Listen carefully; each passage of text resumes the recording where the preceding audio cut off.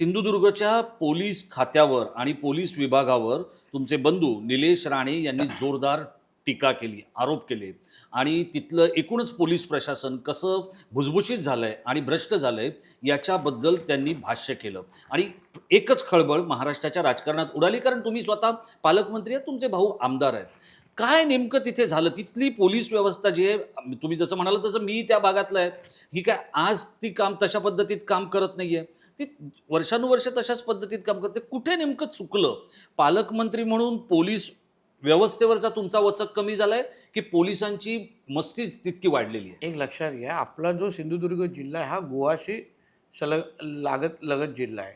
इथे कर्नाटक आहे बेळगाव, इथे गोवा आहे आणि तिथून हे दोन्ही बॉर्डर असल्यामुळे आपल्या जिल्ह्याकडे येणारे गांजा किंवा जे काय अवैध धंदे आहेत किंवा मटका जुगार हे सगळे जे अवैध धंदे आहेत त्याचा थेट प्रभाव जास्त गोव्याचा आपल्या जिल्ह्यावर प्रामुख्याने आपल्याला दिसतो.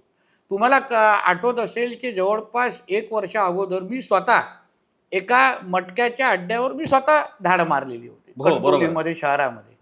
म्हणजे निलेशजी जे आता बोलतायत किंवा तुम्ही आमची कुठलीही DPDCच्या अगर तुम्ही बैठका घेतल्या, आम्ही आता हे सरकार आल्यानंतर आदरणीय राणे साहेबांनी पण स्पष्ट भूमिका मांडलेली आहे की आमचा जिल्हा हा ड्रग मुक्त, मटका जुगार मुक्त आणि गोवा बनावटी दारू मुक्त हा भूमिका आपला जिल्हा असलाच पाहिजे.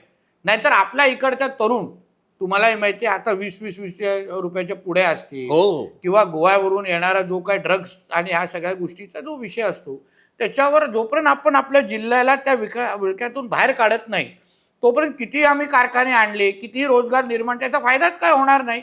आणि म्हणून निलेशजींनी घेतलेली भूमिका, ह्याच्या अगोदर मी मारलेली धाड किंवा राणे साहेबांनी वारंवारची भूमिका घेत आहेत.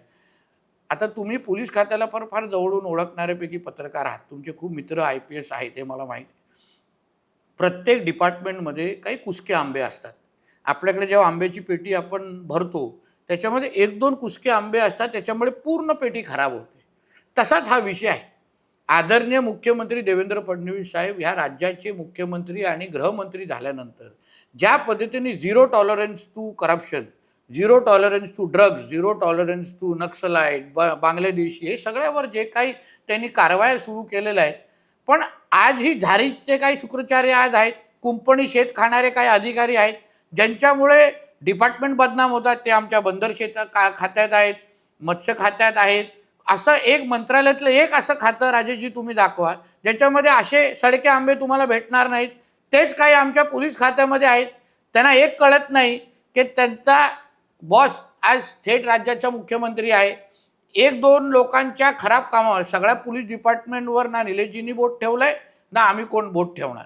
आमचं म्हणणं आहे की चांगले अधिकारी पण तुम्हाला माहिती आहे, साळेकर साहेबांपासून चांगल्यातले चांगले अधिकारी पोलीस खात्याने पाहिलेले आहेत. आज महाराष्ट्र पोलिसाचं नाव हा देशभरामध्ये आहे. पण असे काही सडके आंबे असतात ज्यांना त्यांच्या काही वैयक्तिक त्यांचे स्वार्थ पूर्ण केल्यामुळे ते डिपार्टमेंटची बदनामी करून टाकतात. मी नेहमी पोलीस खात्याला एक विषय सांगितलेला आहे, गांजा मारणाऱ्या विकू नका, गांजा विकणाऱ्याला पकडा. जे गांजा कोण आणतंय आमच्या जिल्ह्यामध्ये असे काही प्रमुख लोकांना आम्ही हल्लीमध्ये पकडलेलं आहे.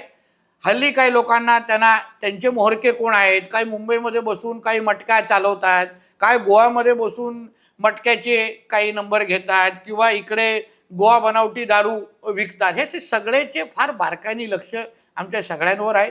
निलेशजींसारखे जे जागृत लोकप्रतिनिधी ह्या गोष्टीच्यावर परत प्रकाश टाकतात.